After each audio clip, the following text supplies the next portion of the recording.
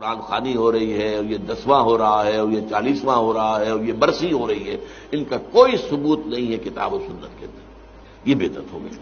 تو اسی طریقے سے بدعات ہیں۔ البتہ یہ ہے اب اسی طریقے سے ہمارے ہاں ایک نئی رسم چلی ہے، آپ یوم پیدائش منا رہے ہیں، سالگرہ کر رہے ہیں، یہ مغرب سے آئی ہوئی ہماری رسمیں ہیں، یہ کوئی صحابہ کرام سے حضور سے تو ثابت نہیں ہے۔ تو ان چیزوں کے اندر بچنا چاہیے ان سے۔ البتہ یہ ہے کہ ایک ہے کہ جو سائنس کی ڈیولپمنٹ سے ہے، اب کوئی کہتے ہیں صاحب پھر آپ ریل گاڑی میں سفر کیوں کرتے ہیں، وہ تو صحابہ کے اور حضور کے، یہ سائنس کی ترقی سے جو چیزیں آئی ہیں یہ بالکل دوسری چیزیں ہیں، ان میں ثواب کا معاملہ نہیں ہے، یہ تو آپ کی ایک ضرورت ہے جو پوری ہو رہی ہے۔ وہ آپ ہوائی جہاز میں سفر کریں، ٹرین میں سفر کریں، کار میں سفر کریں، یہ جدید ترقیات ہیں، ان سے فائدہ اٹھانا ہے اور ان کو استعمال کرنا ہے، تو یہ اور بات ہے۔ لیکن دین میں کوئی نئی چیز جو حضور اور صحابہ سے ثابت نہ ہو